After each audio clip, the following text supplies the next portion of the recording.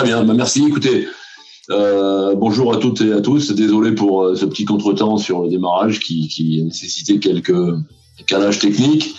Je suis aujourd'hui devant vous en fait pour vous parler un petit peu du label de la sécurité civile dans le cadre du continuum opérationnel qui est porté par mon bureau, donc le bureau de la doctrine, de la formation et des équipements. Alors, si j'arrive, voilà. Donc très rapidement, avant de rentrer sur ce, je pense, ce qui vous intéresse dans le cadre de ce salon, je voudrais vous présenter un petit peu la place du bureau au sein de la sécurité civile française. Donc c'est un bureau qui est intégré à la sous-direction de la doctrine et des ressources humaines au sein de la direction des sapeurs-pompiers. Donc c'est un bureau très sapeurs-pompiers, très orienté métier et qui se situe, comme la partie haute de la diapo que vous voyez le présente, hein, qui se situe en aval des services un peu prescripteurs, enfin que nous on appelle prescripteurs, c'est-à-dire des services qui sont très ancrés dans le droit dur et l'interministérialité, qui visent à définir en fait ce que sont les missions des services d'incendie de secours, de poser le cadre de la réglementation. Et nous, on se situe donc en aval de ces services-là, sur une partie conception sur laquelle je vais revenir dans le détail, et avant que les services d'incendie et de secours, dans leur variété d'ailleurs, hein, les services départementaux d'incendie et de secours, les unités militaires investies à titre permanent de missions de sécurité civile, enfin voilà, tous ceux qui veulent se saisir en fait de ces documents peuvent le faire de manière à assurer leur mission et effectivement mettre en œuvre les dispositifs que je vais vous présenter très rapidement. En partie basse de l'écran, vous voyez une partie qui s'appelle évolution.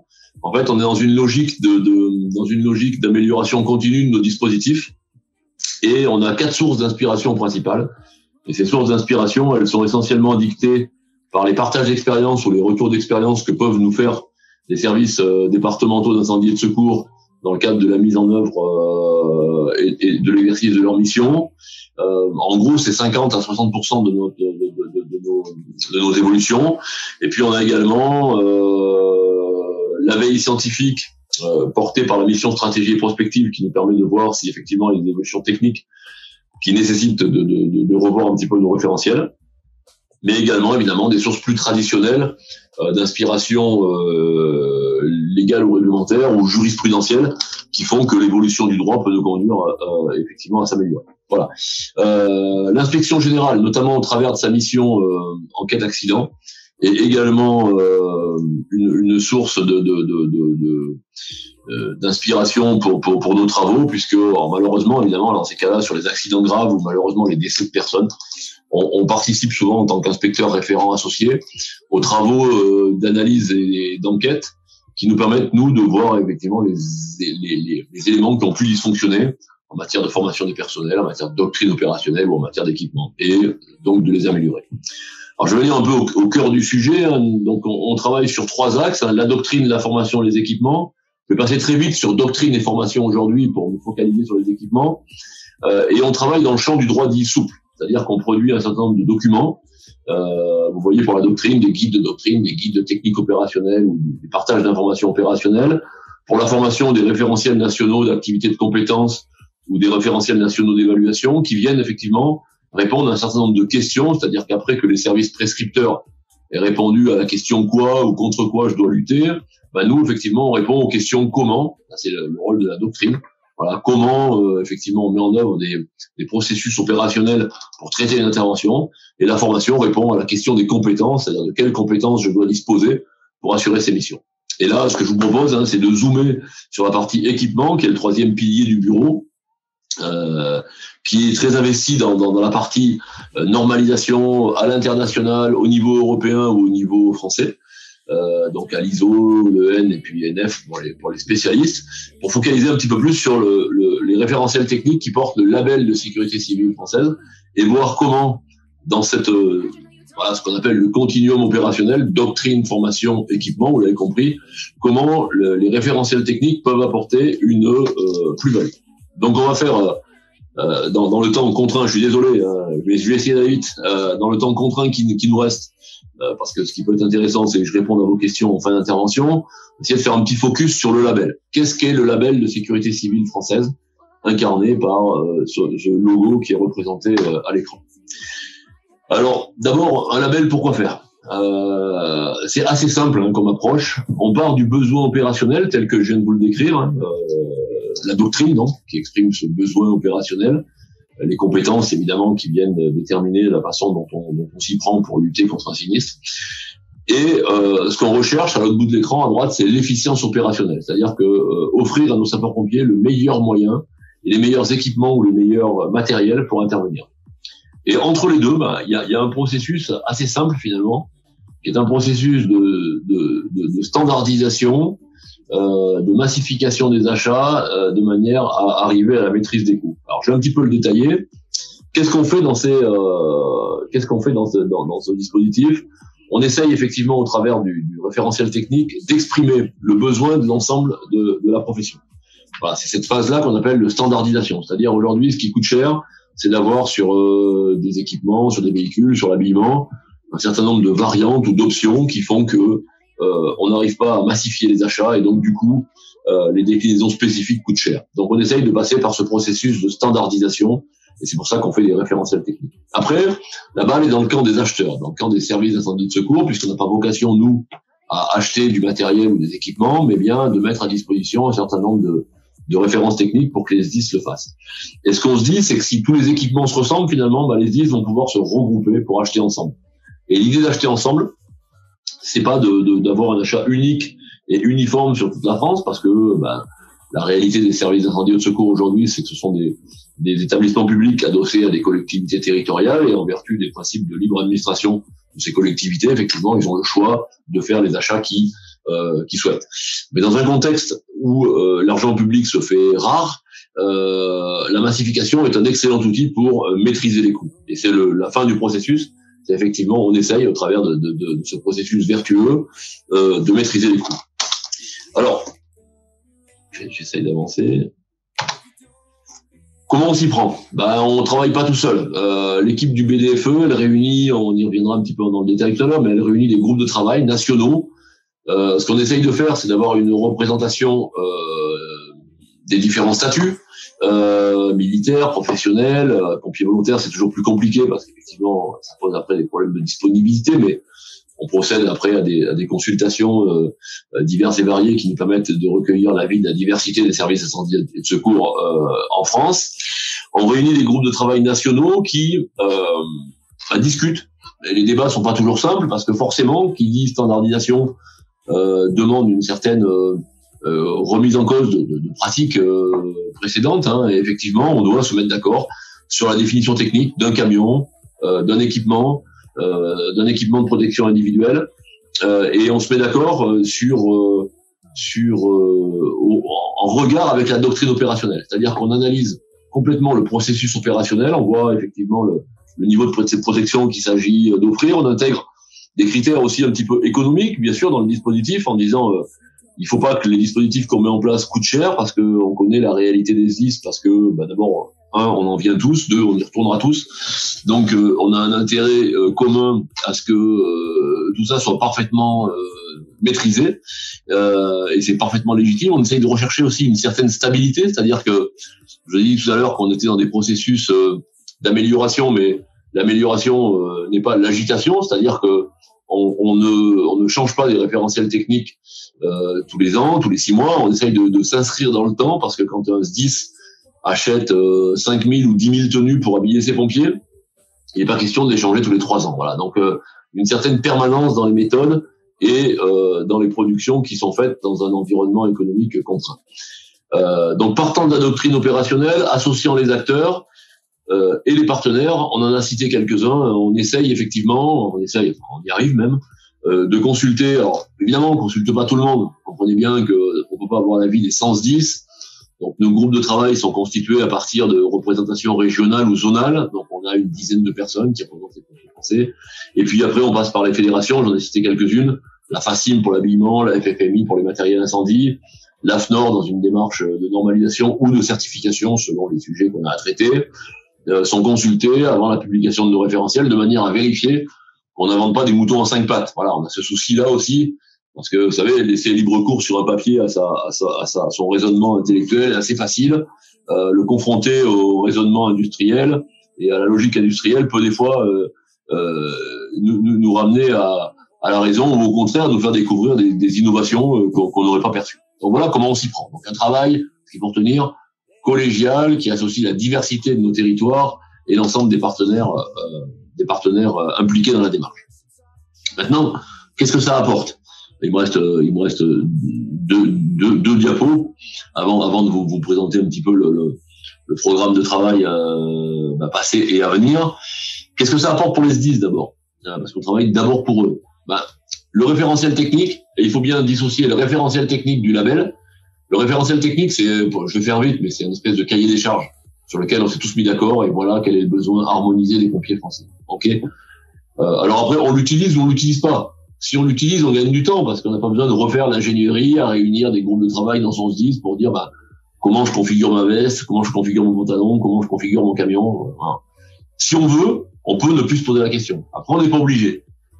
Et le label, c'est quoi ? C'est simplement la reconnaissance par un tiers de ce travail, et je vais y revenir sur la diapo d'après. Donc, pour le SDIS, c'est quoi ? C'est une garantie que le camion, l'équipement, la prestation qu'on va acheter est conforme aux doctrines et techniques opérationnelles en vigueur. Quelque part, l'évolution normative est complexe et permanente, et je dois bien dire que les gens du bureau qui sont impliqués dans le dispositif sont devenus au fil du temps des hyper spécialistes du domaine. Et je peux vous assurer, vous n'êtes pas obligé de me croire, mais qu'il faut l'être parce que l'évolution normative européenne et internationale est féconde. Et si on suit pas le dispositif au jour le jour, on est rapidement largué. Quelque part, dans l'élaboration de nos référentiels techniques, puisque c'est des reproches qu'on a eu un peu au début, on dit on va brider l'innovation, c'est pas possible. C'est juste l'inverse qui se passe. C'est-à-dire que nos référentiels techniques, comme on les confronte aux industriels, ils nous font part de leurs innovations, ils nous font part de leur capacité à proposer de nouveaux produits. Et encore une fois, s'ils nous intéressent, on les intègre. S'ils nous intéressent pas et qu'ils n'existent pas, on suscite la R&D au travers d'une procédure qu'on appelle l'appel à compétences, c'est ce que veut dire le sigle AAC. Alors on l'a fait qu'une fois sur la tenue d'intervention qui devrait sortir dans les prochains mois, la nouvelle tenue de feu, pour faire simple. Je pense que c'est pas mal de pompiers qui m'écoutent. Donc la nouvelle tenue de feu, on savait pas exactement comment faire parce que c'est compliqué. On voulait effectivement favoriser l'innovation et associer les industriels en toute transparence et sans bouleverser l'économie générale du marché. Donc on a invité les industriels à participer. On a eu un vrai j'en profite pour faire une petite parenthèse là-dessus, mais on a eu un vrai succès au niveau européen, puisque 17 sociétés ont tiré le dossier, 10 ont concouru et aujourd'hui nous accompagnent dans l'aventure sur le prototypage de tenues. Malheureusement, on aurait dû faire des essais la semaine prochaine sur des prototypes à l'échelle 1 qui vont pas pouvoir avoir lieu à cause de la situation sanitaire, mais ce n'est que reculer pour mieux sauter et fournir, je pense, à la rentrée un équipement qui sera parfaitement adapté à la diversité des missions des pompiers français. Voilà, tout ça évidemment, ces référentiels définissent, j'allais dire, les caractéristiques techniques des équipements en fixant les caractéristiques de ce qui est attendu par les utilisateurs de terrain. Vous allez dire, c'est ambitieux. Comment dans son bureau, le colonel, avec une équipe de 3 personnes, il peut recueillir l'ensemble des besoins du terrain. Encore une fois, c'est sûr qu'on consulte pas les 45 000 sapeurs-pompiers français ou 245 000 sapeurs-pompiers français, si je suis inclus les pompiers volontaires, mais au travers de cette représentation régionale et zonale, on essaye effectivement d'avoir une adéquation entre les besoins du terrain et ce qui peut être exprimé au travers de ces référentiels techniques. L'idée, je vous l'ai dit un petit peu, c'est de limiter les options. On avait une tenue d'intervention, dite tenue F1, qui avait 80 options. Pas besoin de vous faire un dessin, 80 options. Penser qu'on peut massifier les achats avec 80 options, c'est juste impossible. Aujourd'hui, la TSI, alors certains sont frustrés. La TSI, elle a une option, c'est fermeture éclair ou bouton. Voilà. Alors c'est frustrant. Je sais que certains voudraient mettre plus de scratch pour accrocher des logos, pour accrocher des insignes de corps et tout. Bon, je veux dire, il faut raison garder. Il faut savoir si on veut maîtriser les coûts ou pas. Voilà. Donc effectivement, on est un peu borné, peut-être un peu têtu. On peut passer un peu pour des intégristes du dispositif, mais c'est pas grave. J'assume complètement. La commande qu'on a, c'est de simplifier l'entretien, de limiter les frais de maintien en conditions opérationnelles Et dans une démarche environnementale, moins on a d'effets accrochés après nos tenues, mieux c'est. Voilà, parce que ces référentiels techniques, ils sont pensés, sur l'ensemble du cycle de vie des produits. Et il faut penser aujourd'hui au recyclage. Il faut juste, petite parenthèse, savoir qu'aujourd'hui, on a encore des entrepôts pleins de tenues F1 à recycler, que certains se sont même aventurés à enfouir sous terre. Voilà. Voilà. Alors, c'est pas notre responsabilité individuelle, évidemment, parce qu'on a donné ça à un fournisseur, qui l'a donné à un recycleur, qui a pas fait son boulot. C'est pas notre problème. Mais quelque part, c'est l'image de la profession qui peut se trouver entachée de ne pas se préoccuper de ces problèmes-là en amont, et on s'en occupe pour essayer de les régler. Et donc, d'avoir moins de velcro sur ces tenues, c'est plus de facilité pour les déconstruire, et donc plus de facilité pour les recycler. Voilà.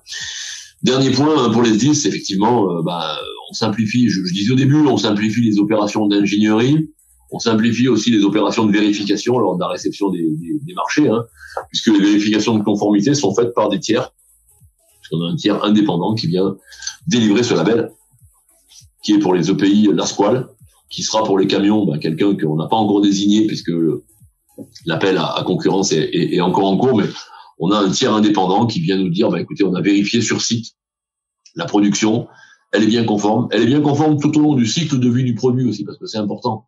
Certifier une tête de série ou un beau polo, c'est facile, on vous donne le plus beau, avec la meilleure maille, les meilleures coutures, les meilleurs fils, et puis arrivé au 5 millième, on vous donne de la daube, quoi. Voilà, c'est ça qui se passe en vrai dans les SDIS. Et ça, nous, on est contre ça. Donc, on a des audits de vérification réguliers, on a un dispositif de signalement des produits défectueux qui nous remontent, et on a la capacité de retirer le label aux sociétés, effectivement, qui viendraient à quitter la ligne. Mais aujourd'hui, les industriels sont, dans le domaine du textile, je parle, largement engagés à nos côtés, ils nous font complètement confiance, et je pense que on n'a pas de soucis de cet ordre-là à redouter. Mais enfin, vaut mieux prévenir l'avenir. Maintenant, qu'est-ce qui nous apporte ce label? Au-delà, on vient de voir ce qu'apportait le référentiel technique. Qu'est-ce qu'apporte le label? Le label pour les SDIS, c'est une vraie sécurisation sur l'achat groupé. On voit bien que on gomme tous les problèmes il faut qu'on se mette d'accord sur le camion. Il a le relevage électrique des dévidoirs où il l'a pas. Il a la bascule automatique des échelles où il l'a pas. Il a la poche comme ça où il l'a pas. Il y a plus de problème. Puisque si les deux départements se disent on achète des produits labellisés, il n'y a plus de questions à se poser, tout ça c'est défini dans le référentiel technique. Voilà. Donc ça, c'est un vrai outil de massification. J'y crois, et les observations qu'on fait sur les prix, n'en déplaise à certains détracteurs du label, qui pensent qu'on dépense plus d'argent avec le label que sans, démontrent l'inverse, quoi. C'est-à-dire que on observe une baisse des prix. Alors sur certains équipements emblématiques, sur les gants, on est jusqu'à 20% de baisse des prix. Voilà, donc j'ai fini ma petite parenthèse. Si on veut tuer son chien, on dit qu'il a la rage. Donc effectivement, le label peut conduire à dépenser plus d'argent au sein des SDIS. Libre à ceux qui le pensent de le penser. Nous, on démontre l'inverse, et je tiens les chiffres à disposition de ceux qui en douteraient. Ça favorise la diminution des stocks également, parce que là aussi, moi j'ai fait des marchés, il faut avoir, on écrit dans nos marchés que il faut que le fournisseur nous fournisse un réassort dans toutes les tailles, du 88L jusqu'au 126XL, et tout le monde dit oui. Bien sûr, tout le monde dit oui. Parce que s'il dit non, le fournisseur, vous le retenez pas parce qu'il est non conforme au marché. Et après, quand on exécute le marché un an après, qu'on commande la taille du 126XL qui est un peu rare, il l'a pas, quoi. Non, il l'a pas, parce qu'il y a personne qui stocke du 126XL, pas plus qu'il y a du monde qui stocke du 92L qui est plus classique. Pourquoi? Parce que s'il y a 80 options, il faut stocker 80 modèles de tenue 92L, j'ai pas besoin de vous faire un dessin. Alors que s'il y a une tenue labellisée, on diminue les stocks dans son SDIS, on peut peut-être même envisager d'avoir des stocks communs inter-SDIS, et puis on peut encore faire mieux. On peut laisser le stock chez le fournisseur, c'est celui-là qui coûte le moins cher. Voilà. Pour les industriels, c'est quoi? Ça veut dire que quelque part, ils ont le label de sécurité civile française, et ils sont identifiés par le logo qui leur est propre, comme étant une société qui répond aux besoins de la sécurité civile française. Alors, peut-être que je me berce d'illusions, mais la sécurité civile française, de par le monde, est quand même reconnue pour un certain savoir-faire. Et il y a des gens qui disent, moi, je veux la même tenue que les pompiers français. Ça existe encore. Alors, on peut effectivement être toujours défaitiste et dire qu'on est les plus mauvais du monde. Mais c'est pas vrai partout. Et en particulier, sur cette expression de besoin, il y a des gens qui disent, si les pompiers français achètent ça, c'est sûrement que c'est de la bonne qualité. Et ça permet de renforcer la visibilité de nos producteurs à l'étranger. Alors, du coup, on avait au début prévu dans notre règlement qui porte le label d'apposer le logo bleu, blanc, rouge, et puis de marquer sapeur-pompier à plein d'endroits. Bon. On a modifié, il y a 1 an à peu près, on a modifié ces dispositions justement parce que comprenez aisément que dans certains pays, marquer sapeur-pompier, ça n'a pas de sens. On a été approché lors d'une mission des pompiers français, je me rappelle jamais si c'est au Chili ou... Non, c'est pas au Chili, mais alors quand même, bon, c'est pas grave, c'est en Amérique du Sud. On a été approché par des pompiers, ils préféraient marquer Bomberos sur leur tenue, c'est évident. Et puis après d'autres nous ont dit, mettre le drapeau bleu rouge, ça peut rappeler de mauvais souvenirs à certains. Donc effectivement, on a supprimé ça, c'est-à-dire qu'on peut avoir le label sans avoir les attributs du label. Et ça, je pense que c'est important, c'est une évolution. Je le dis, si à 112 expos des industriels sont présents, aujourd'hui le dispositif est parfaitement prévu pour qu'on puisse le faire comme ça sans perdre le label. Puisque pour avoir le label, il fallait respecter en tout point le référentiel technique, et le référentiel technique disait qu'il fallait apposer le drapeau. Je sais pas si je suis clair, j'espère, mais je suis contraint d'aller un peu vite, je suis désolé. Tout ça, ça nous permet donc de valoriser le savoir-faire français à l'étranger. Puis quelque part, je me rappelle aussi il y a quelques années, j'étais chef de service technique, et puis les industriels me reprochaient des fois de dire oui, mais les Français, vous savez pas ce que vous voulez, regardez, on travaille pour des marchés à l'export, ils veulent 400 VSAB, ils sont tous pareils, et les Français, vous avez tous des options. C'est parfaitement exact, c'est parfaitement vrai. Le but du label, c'est de corriger ça. Donc j'espère que les industriels qui me disaient ça il y a 15 ans, ils l'ont pas oublié, moi je l'ai pas oublié toujours. Et donc du coup, le but du label, c'est ça, c'est de dire, ça va vous aider à optimiser votre production, d'industrialiser vos processus, quoi. Et même si le marché français reste un marché d'artisanat, et quand je dis ça, c'est pas péjoratif, loin s'en faut, parce que l'artisanat, c'est la qualité. Et notamment dans les métiers de la carrosserie, on voit bien qu'on est sur des entreprises de taille intermédiaire pour la plupart, ou des entreprises avec seulement quelques salariés. Et je pense que c'est intéressant, effectivement, qu'on puisse les aider à avoir des productions un peu plus massives et d'organiser leur outil de production en conséquence. Voilà, l'intérêt du référentiel technique, vous l'avez vu sur la diapo précédente, l'intérêt du label, vous voyez qu'il essaye d'être partagé entre les 6 et puis les industriels. Et enfin, pour terminer mon intervention et laisser malheureusement que quelques minutes à nos échanges, voilà un petit peu ce que nous avons produit. Alors, on était focalisé sur les EPI. Si vous me demandez pourquoi, vous pouvez pas tout de suite, mais si vous me demandez pourquoi, c'est parce que c'était l'aspect le plus sensible en termes de sécurité. Donc, EPI, équipement de protection individuelle, là, je pense que tout le monde le sait. Donc, vous voyez tout ce qu'on a publié. Vous voyez ce qui reste à publier. On finira la collection EPI par veste et pantalons textiles. C'est ce que j'appelais tout à l'heure tenue de feu. Et puis, on s'attaque maintenant au matériel roulant. Alors, on commence par les VSAV. On poursuivra par les FPT. Pourquoi les VSAB? Parce qu'il y en a 6300, parce que c'est 85% des interventions des SDIS, et qu'on peut toujours commencer par le coffre électrosecours, mais c'est quand même un peu moins d'urgence. Voilà. Donc vous voyez, vous savez lire, je peux m'appesantir ce qui va sortir, et puis j'en profite en même temps pour dire qu'on a publié, il est toujours en téléchargement libre sur le site du ministère, on a publié un petit guide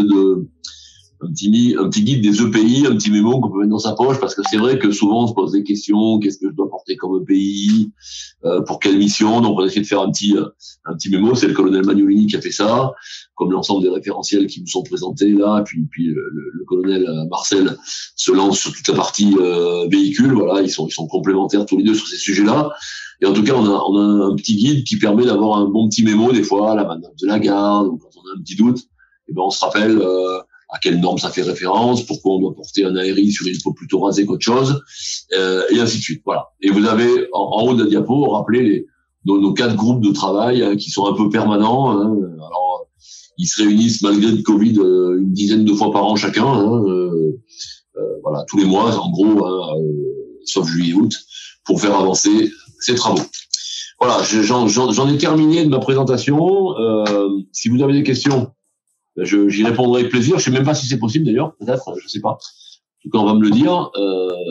Je vous remercie de m'avoir écouté. Bon, écoutez, c'est toujours inquiétant. Il y a votre question, c'est soit j'ai été clair, soit j'ai été complètement incompréhensible. Je préfère pencher pour la première option, mais bon. C'était parfait comme d'habitude. Ah, un connaisseur. Je sais pas qui c'est qui m'a dit ça, mais. Olivier Galichet. Ah! Bonjour, Olivier. Non, je sais pas, c'est comme vous voulez, hein, comme j'ai une réunion à 14h. Ça m'évitera de la différer trop. S'il n'y a pas de questions, je vais vous laisser, puis comme ça vous évitera de prendre du retard. Mais sinon, si quelqu'un réfléchit, c'est toujours la première question qui est la plus dure à poser. Alors, je vais la poser moi, si vous voulez. Allez-y. Non, y a-t-il quelqu'un sur le stand? Là, les gens. Bah, écoutez, si vous regrettez, mon mail, c'est françois.gros@intérieur.gouv.fr. Et sinon, je vous souhaite une bonne après-midi. Merci, Monsieur Gros. Merci pour votre participation. Désolé de ce petit contretemps et merci de votre conférence très claire. On vous souhaite un bon après-midi aussi, également. Eh ben, merci beaucoup. Au plaisir. Au revoir. Merci, au revoir.